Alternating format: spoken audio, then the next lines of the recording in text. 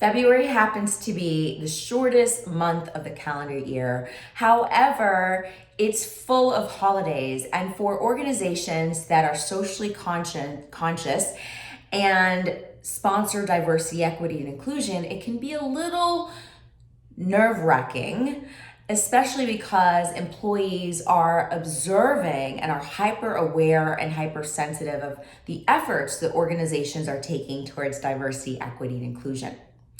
So organizations may not necessarily know which holidays and observances to celebrate and commemorate and which ones to bypass. And so I have two suggestions on how you can navigate this journey.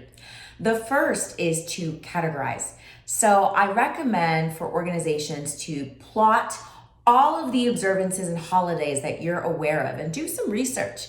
And ultimately, you want to make sure that you highlight observances and holidays that represent your employee demographics.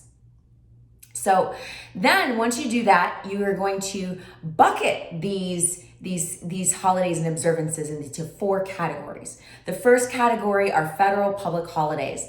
An example of this would be President's Day. So these are federal public holidays in which the federal government shuts down, and oftentimes organizations follow suit.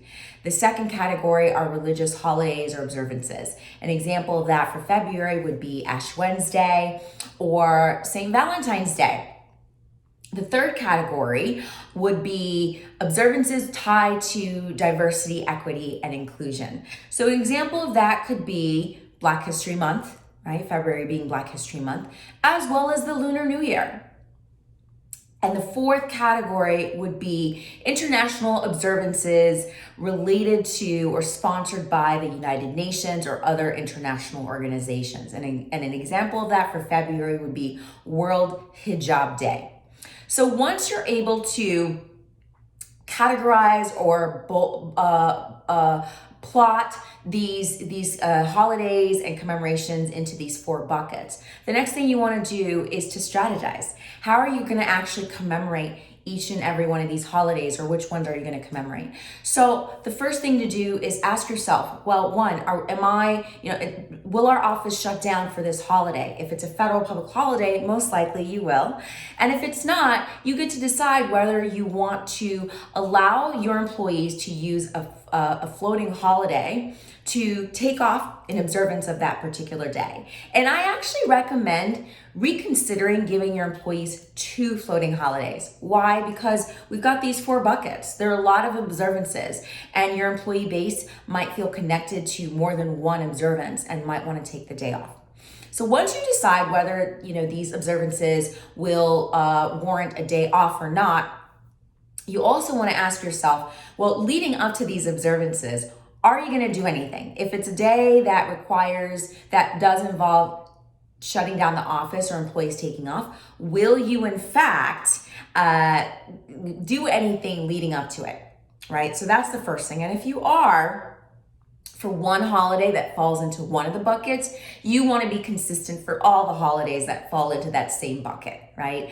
And then the second question you want to ask yourself is, yes, in fact, how will I observe holidays or observances in which the office is not closed? So this is where it becomes really important to do a couple of things. One, if you decide that you're going to do something or celebrate or acknowledge a particular holiday or observance that falls in one of the 4 buckets, it means you should do the same for all the holidays that fall into those buckets. So for example, if you're going to celebrate and commemorate Black History Month, and however you do it, you want to be consistent and do the same thing or consider doing the same thing for Hispanic Heritage Month, which will come up in the near future. So you want to make sure that there is consistency in that respect.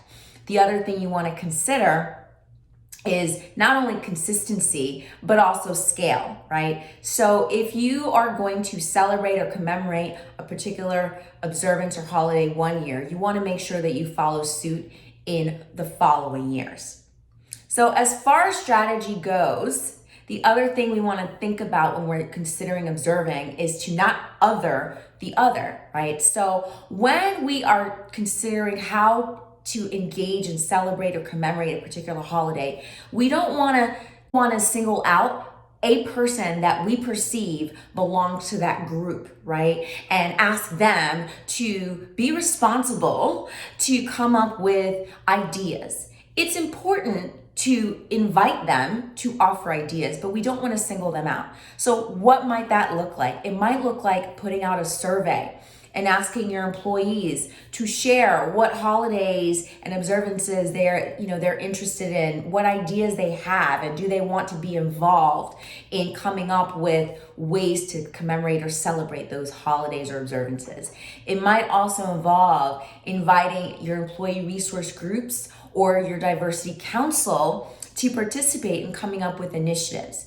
What is also important, I really want to highlight, is if you do not belong to that particular diversity category in which a holiday or an observance is being celebrated, that celebrates that particular diversity category, it's not the best or wisest idea for you to be the only and final arbiter of how that particular observance or holiday will be celebrated or commemorated. You should absolutely be involved, but invite other people to be the driver or to be a checks and balance so that you can ensure that no one is offended in your efforts.